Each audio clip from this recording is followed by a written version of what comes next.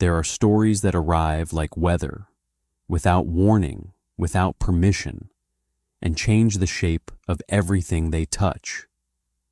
Stories about a man with nothing left to lose, about a door that should have stayed closed, and about the woman behind it who had already lost more than most people are ever given. This is one of those stories.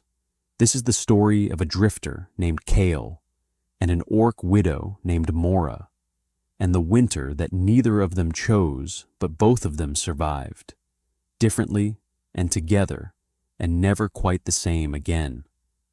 The blizzard came in off the northern range on a Tuesday in the last week of harvest end, and it came the way catastrophes always do, not gradually, but all at once. 1 hour, the sky was the pale gray of old pewter. The next, it was white. Kale had been walking the road between Ashfin and the mill town of Greyvale for most of the afternoon. He had 6 copper coins in his coat pocket, a rolled blanket wet since morning, and a pair of boots with the left sole separating at the toe.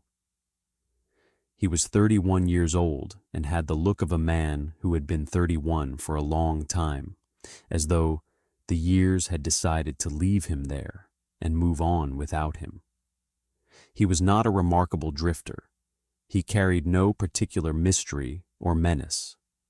He was simply a man who had been walking too long in the wrong direction and had ended up, as such men do, at the edge of somewhere he had not planned to be.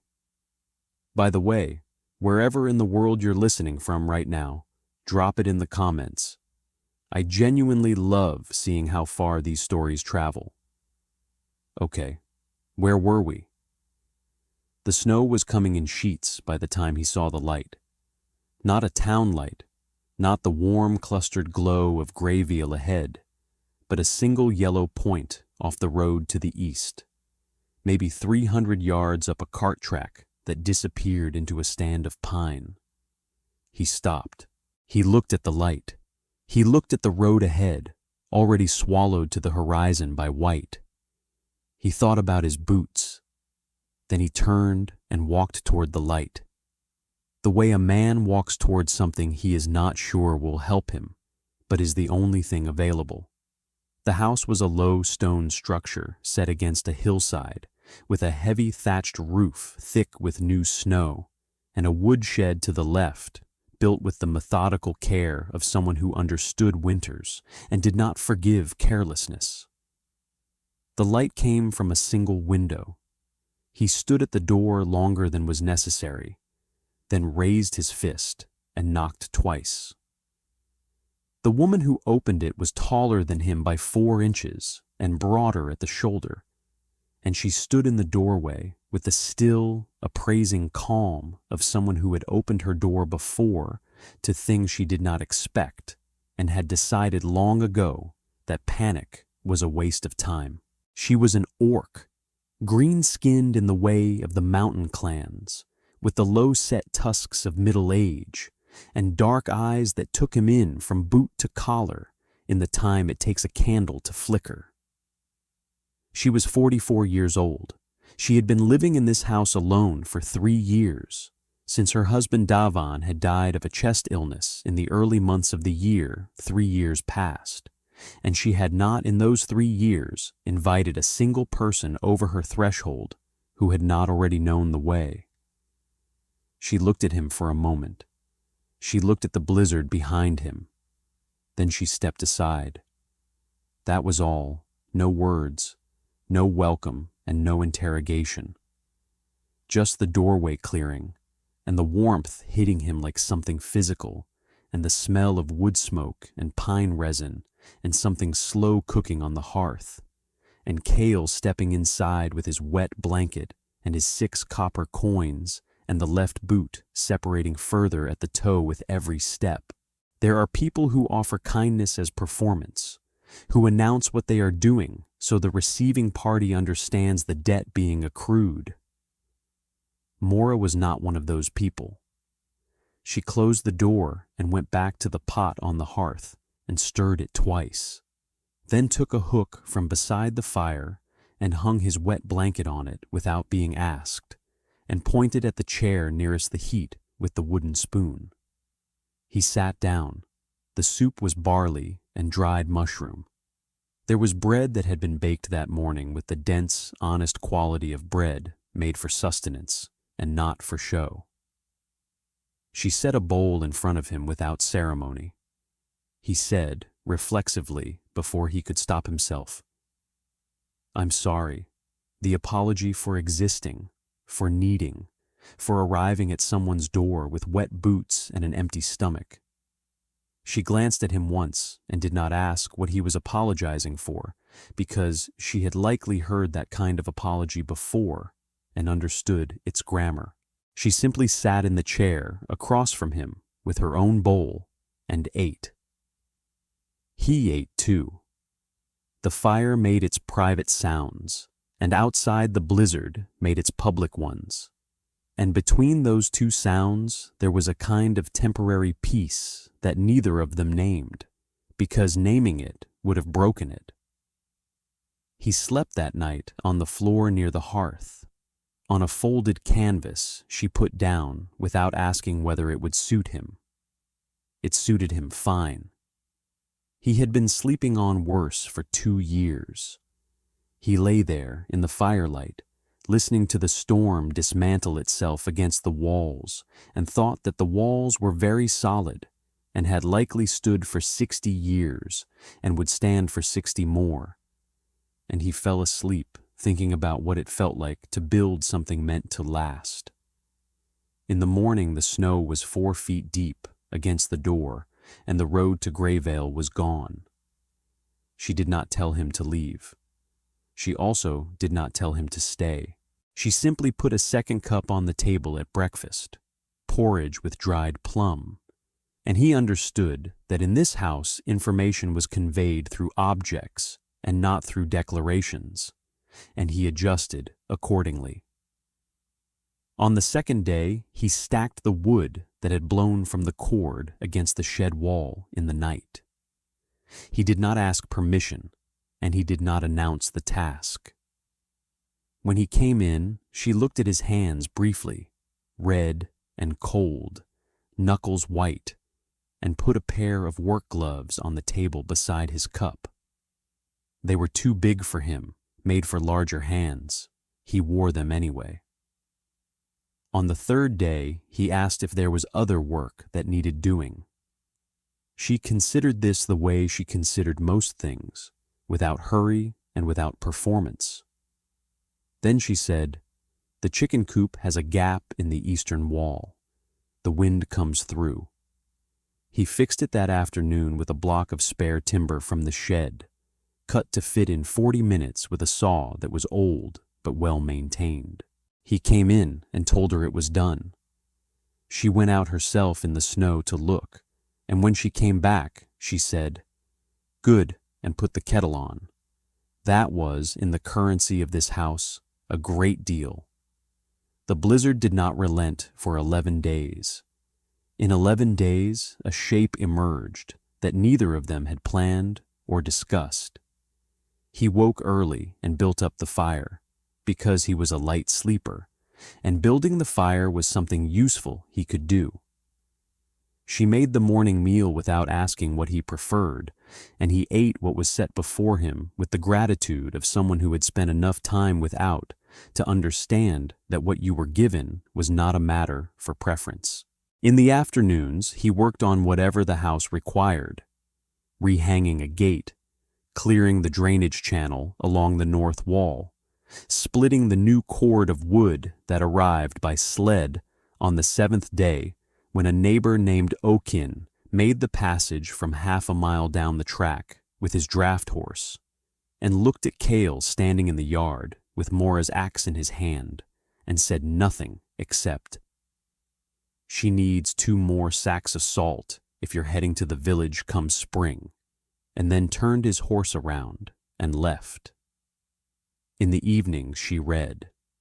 There were 23 books on the shelf beside the hearth, worn with use, and he looked at them sometimes without touching them because they were hers.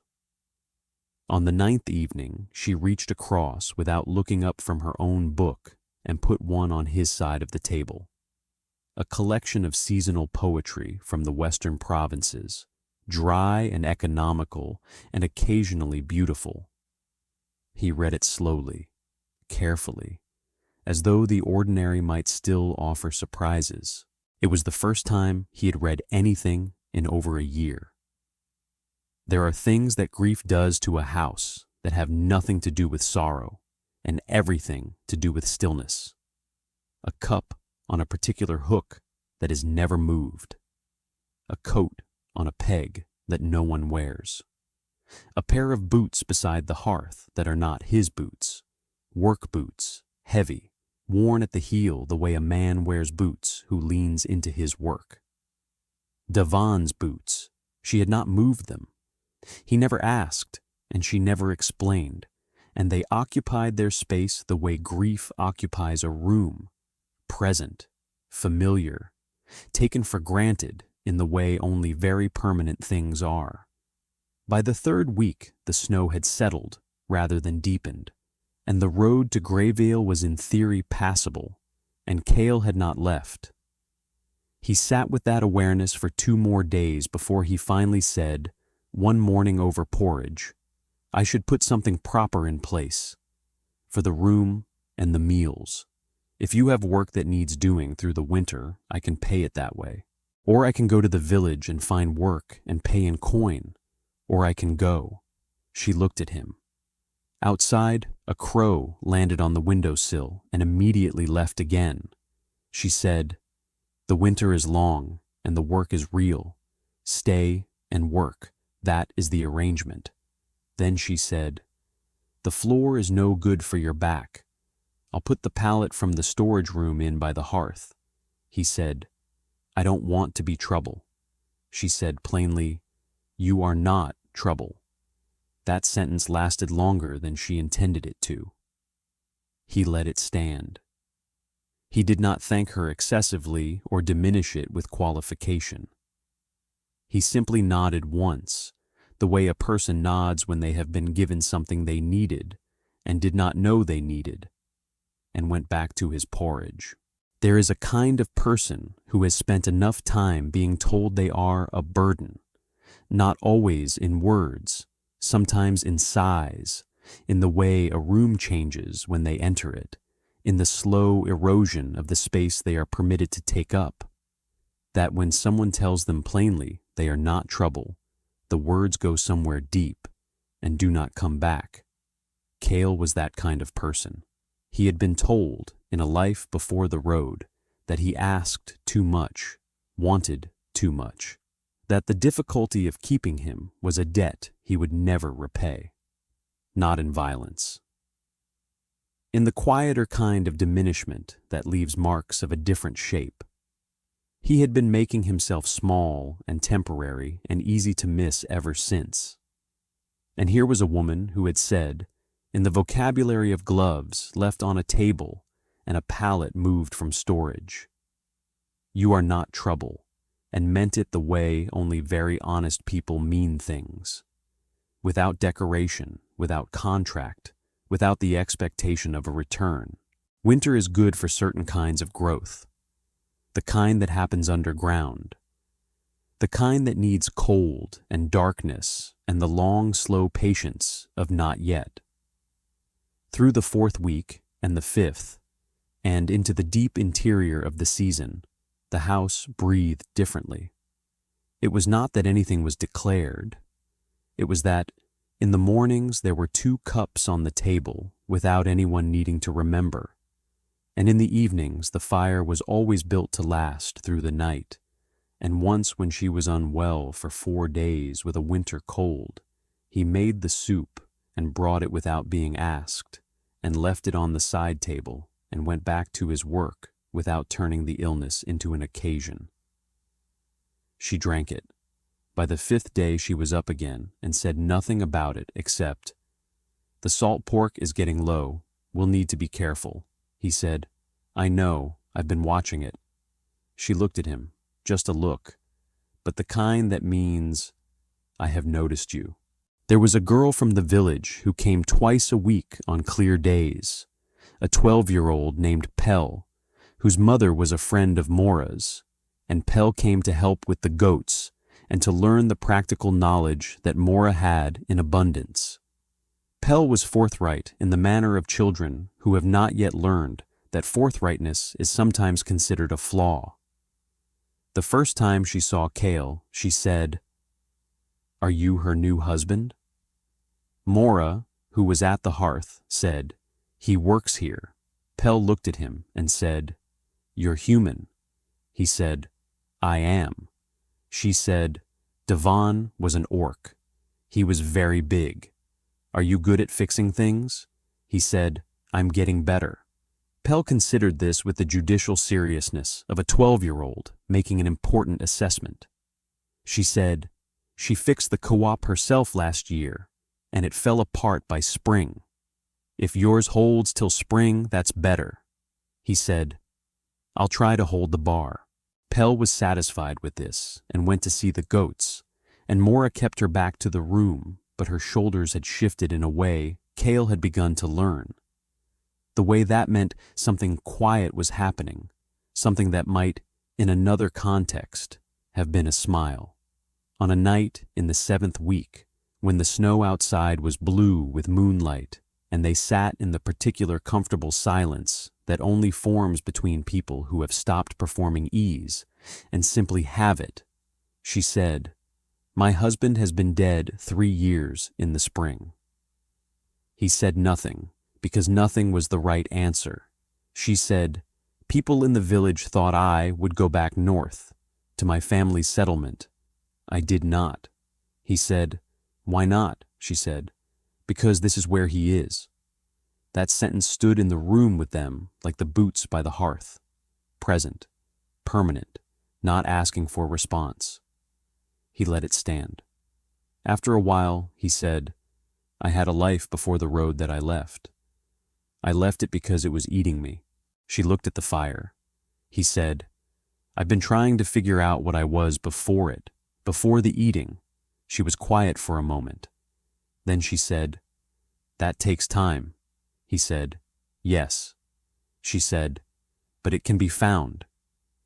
He looked at her then, across the low table and the dying fire, and the 3 years of careful grief that had kept this house in a kind of beautiful suspended winter, and he thought, "Yes, I believe you.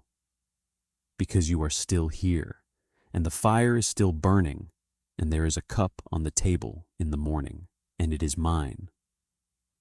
He did not say any of that aloud, but she may have heard it anyway, in the way that people who have learned to listen to silence hear the things that live inside it. What no one in the village had expected, not Oaken with his draft horse, not Pell with her judicial assessments, not the 3 women at the wool merchant's stall who had watched Mora cross the square alone for 3 years, was that when the first real thaw came and the road to Greyvale opened fully, Kale was still at the stone house. What was growing between them had no clean name. It grew the way roots grow beneath soil, slowly, without announcement, and very strong. What they had not expected, either, was the man who arrived on a pale gray morning in the 3rd week of the thaw, in a good coat and good boots, riding a hired horse from Greyville with the particular composed expression of someone who had rehearsed what he intended to say and intended to be believed. His name was Harwick. He was 47 years old, and he was Kale's former employer, from a life that Kale had walked away from 2 years ago in the small hours of a night, when he had finally understood that walking away was the only alternative to disappearing entirely into the shape Harwick had spent 3 years carving him into. Harwick had been a factor, a trade intermediary, an arranger of contracts, whose reputation in Greyvale and the surrounding settlements was built on the appearance of fairness and the reality of something considerably narrower. He had employed Kale as a ledger keeper, then as a general agent, then as something that had no good name, a person whose function was to be useful in whatever way Harwick required, and whose life outside that usefulness had been quietly contracted to almost nothing. Cale had borrowed money in the early years, the way young men do when offered credit by someone who seems generous and is in fact strategic. And those borrowed sums, 42 silver total, had become the architecture of a control that had grown walls and a roof before he understood he was inside it. He had left without the 42 silver. He had left without anything except the blanket and the coins and the separating boot. And for 2 years, Harwick had been calculating with the patience of a man who understood that debtors who run eventually tire. He tied his horse at the gatepost and walked to the door and knocked, and Cale opened it, and for a moment the two men looked at each other across the threshold. Harwick smiled the way he always smiled, wide, warm, publicly legible as generous, and said, "There you are? I've been worried." Mora was at the table behind Cale. She set her cup down. Harwick looked past Cale at her, and his expression made a small recalibration that he probably believed was invisible. It was not invisible. Mora had seen that adjustment before. The small shift a certain kind of person makes when they encounter something they had not planned for, when the person they came to collect has been installed inside a life they cannot simply reach into and extract him from. He widened his smile.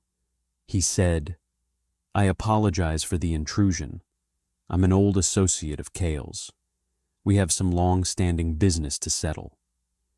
Mora looked at him the way she looked at things she was assessing for structural integrity. He said, "I won't keep him long. A simple matter of accounts." Cale said, "Come in if you want to talk, or we can talk here." Harwick looked at the doorway and the stone house behind it, and made the calculation that a public confrontation might work in his favor, and said, "Perhaps here's fine. I just want to make sure you're well, old friend." And to discuss the matter of the loan. He said loan the way people say it when they have decided it means something more. Cale said, 42 silver. "I know," Harwick said, still pleasant. 42 at the time, yes. With the interest of 2 years, it's closer to 70. He said this the way a man states something that is not actually a fact, but which he has decided will become one in the presence of witnesses if he says it with enough confidence.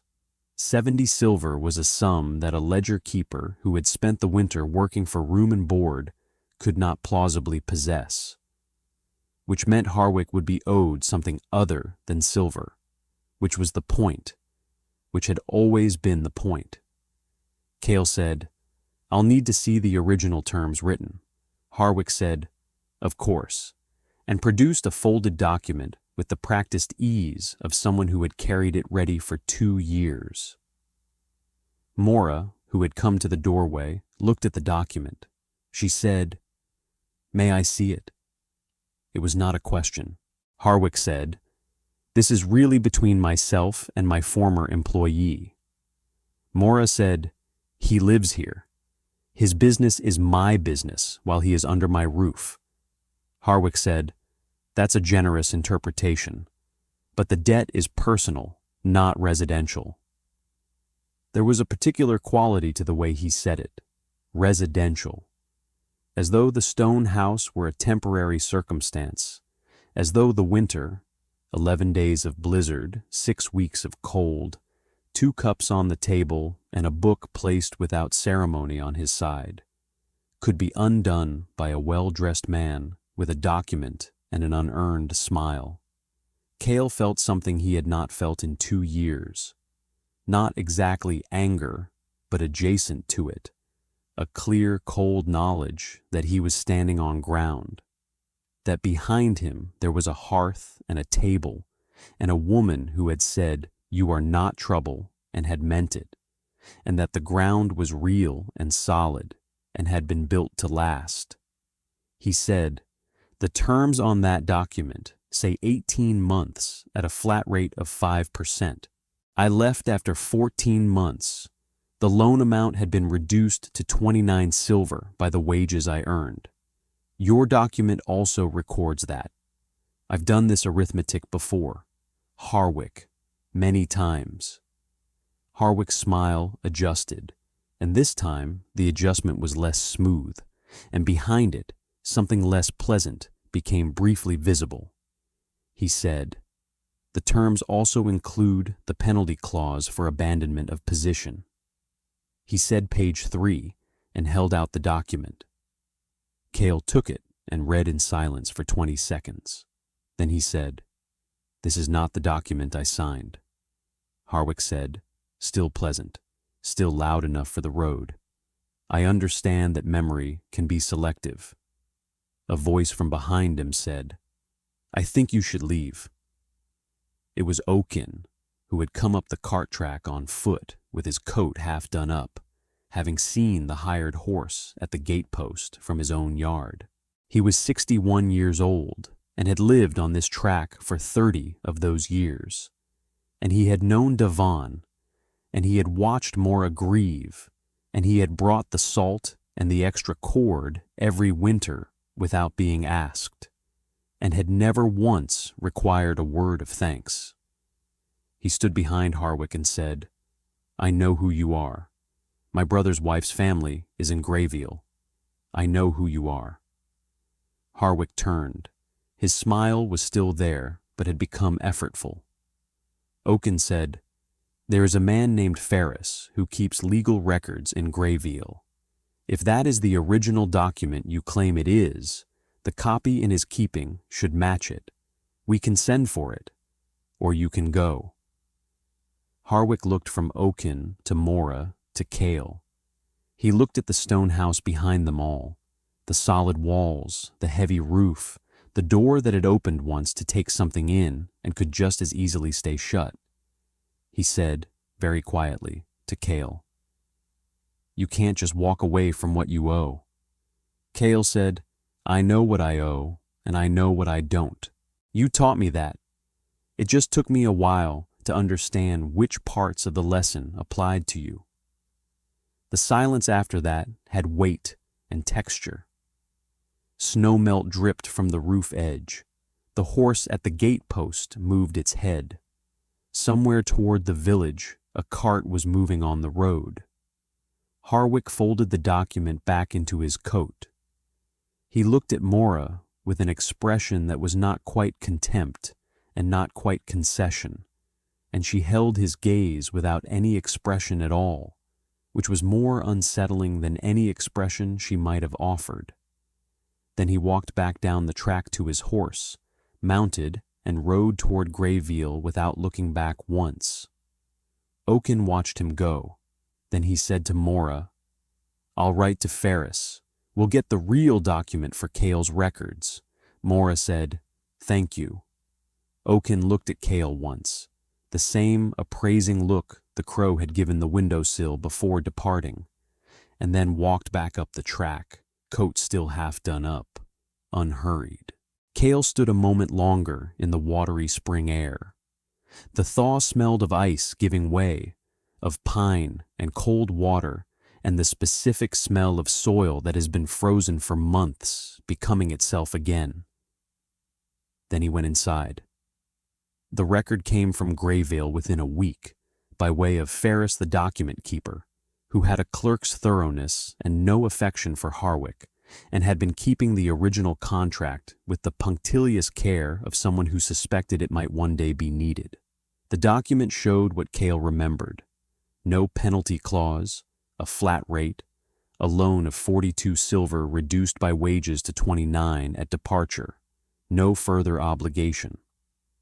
Ferris had added a note in his own hand to the effect that this copy had been registered in the official ledger, and that any document purporting to contradict it should be considered suspect. He sent the note to Harwick directly, as a courtesy, which was the driest form of authority available to a man of his station. Harwick did not return. A debt that is constructed to be unpayable is not a debt. It is a leash. Cale understood this now in a way he had not fully understood before, not because the understanding was new, but because for the first time he was standing somewhere solid enough to feel the difference between the weight of a real obligation and the weight of a manufactured one. The real thing had texture and heft and a number attached to it. The other thing was just gravity with a man's face. He told Maura this one evening, sitting at the table with Ferris's letter between them. He said, "I should have understood sooner," she said. "You were inside it. It's hard to see walls when you're inside them." He said, "You've had a wall or two yourself." She said, "Yes. The village thought I was strange for not going back north. For 3 years they thought so." He said, "What did they say?" She said plainly, that orc women should not live alone on hill farms, that it was not natural, that I should go back to my people. The word they used was hard. Cale said, "Were you?" She looked at the fire for a moment. She said, "I was exactly as hard as I needed to be. That is different from hard." He thought about the gloves left on the table, the pallet moved from storage, the soup brought to the bedside without an occasion made of it, the book placed on his side of the table. He said, "I think you are the least hard person I have met." She said nothing for a moment. Then she said, "I think you are beginning to remember what you were before." He said, "Yes." She said, "What were you?" He thought about it. He said, "Someone who fixed things and read in the evenings and preferred the truth."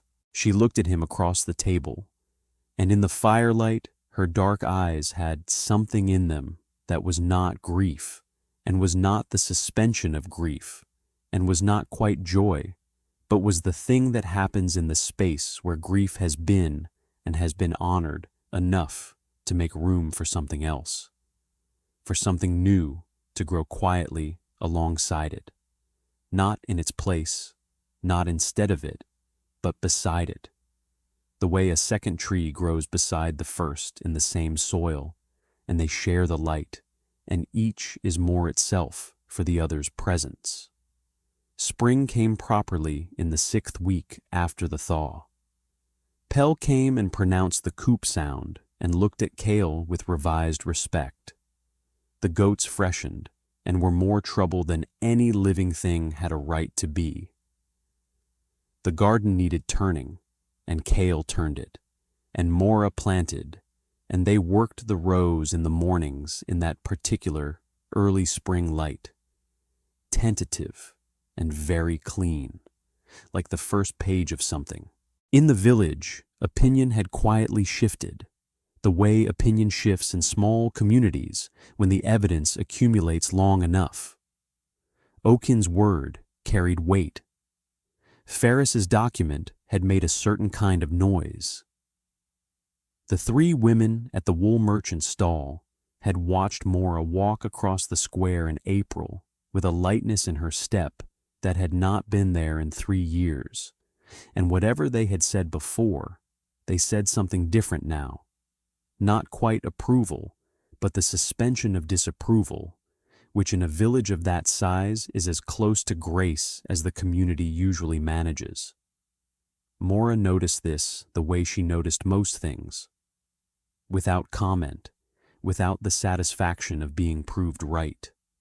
She simply walked across the square as she always had, spine straight, eyes forward, the weight of 3 years of mornings behind her.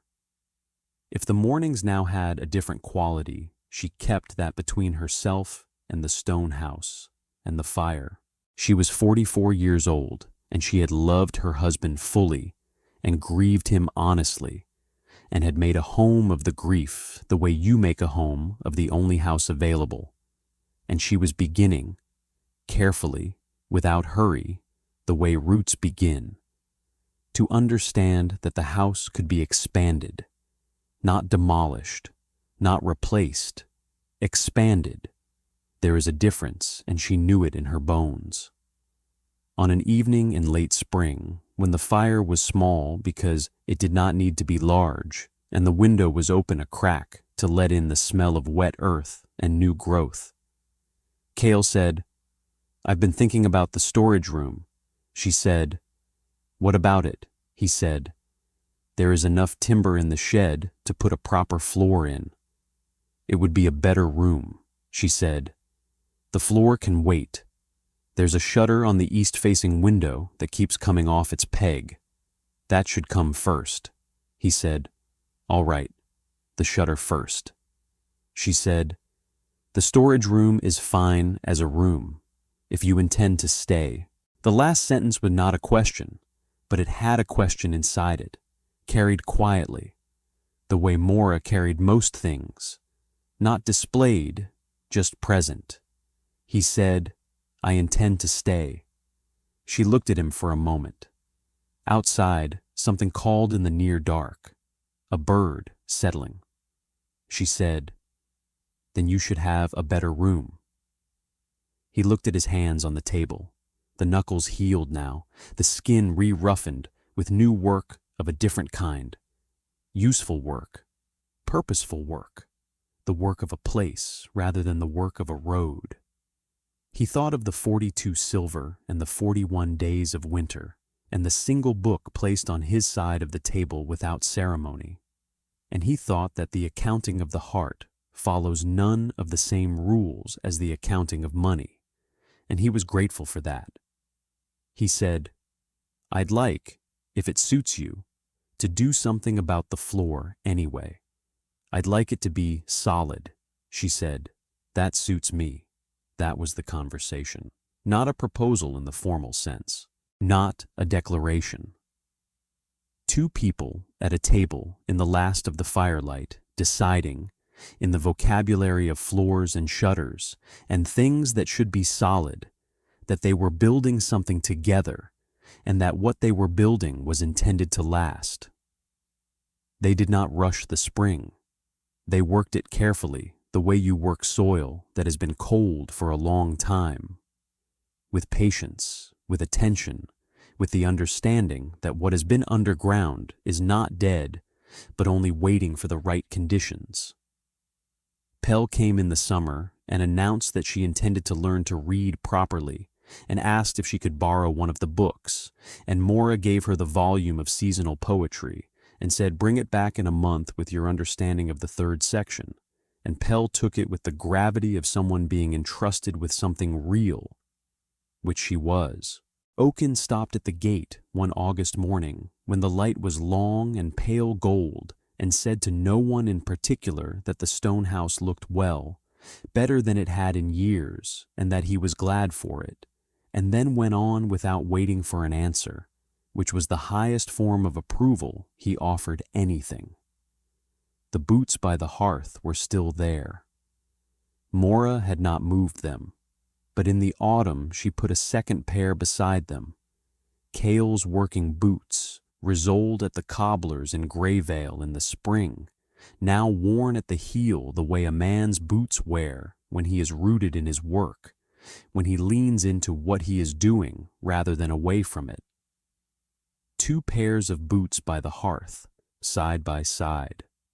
The narrator notes them without comment. They are there. They tell you what you need to know. There was a ceremony, as such things go, in the village square on a cool morning in the last week of the harvest season. Before the wool merchant and Ferris, the document keeper, and Oaken and his wife, and 12-year-old Pell, who had read the entire volume of poetry and returned it with her analysis of the third section, and been told by Mora that she was correct on all points, which was the truest gift she could have given her. The ceremony was brief because both of them preferred it that way. Mora wore the dress she had worn to Devon's harvest festival in their third year together, dark green and very fine, fitting her still because she had not changed the essential shape of herself, only added to it. Kale wore a coat that Oaken's wife had found in a chest and pressed and offered without being asked. The way the whole of that small collection of people offered things without being asked, which is the only way the best things are ever given. The moment the vows were complete, Pell said, with the timing of someone who has rehearsed, "Is it true you're starting on the storage room floor this winter?" Kale said, "First week of harvesting." Pell said, "I'll help. I'm good with a hammer." Mora said, "You have not demonstrated this." Pell said, "I will, though." She would. She was a child who followed through on what she said, and the floor was laid in 12 days in the first blizzard of the new winter by 3 people who had found each other in the particular accidental and irreversible way that families do. Not by plan, not by design, but by the steady accumulation of ordinary days, each one laid carefully beside the last, the way you lay a floor. At the ceremony, when the register was signed and the thing was done, Mora said one more thing, quietly, meant only for him. She said, "When you knocked on my door in the blizzard, I thought you were the storm come inside. Then I thought, no, the storm is outside. Whatever this is, it is something different." He said, "What did you decide it was?" She said, "I decided to wait and see." That seemed the honest answer. He said, "And now?" She looked at him, at the square around them, the pale autumn light on old stone, at Pell already asking Oaken something about hammer weights, at Ferris rolling up the register with the expression of a man who has witnessed the resolution of a matter that needed resolving. She said, "Now I know. The stone house on the hill track above Grayville did not change its outward shape that year or the year after. Same low walls, same heavy thatched roof, same woodshed to the left. But inside there were 2 cups on the table every morning without anyone needing to remember. And in the evenings there were 2 voices in the quiet, and sometimes only the fire's voice, which was enough. The boots by the hearth remained, both pairs, old ones and new ones, past and present, side by side, sharing the warmth of the same hearth. The heart does not heal by emptying what it holds. It heals by growing large enough to hold what comes after too. That is the whole of it. That is all any of it ever asks.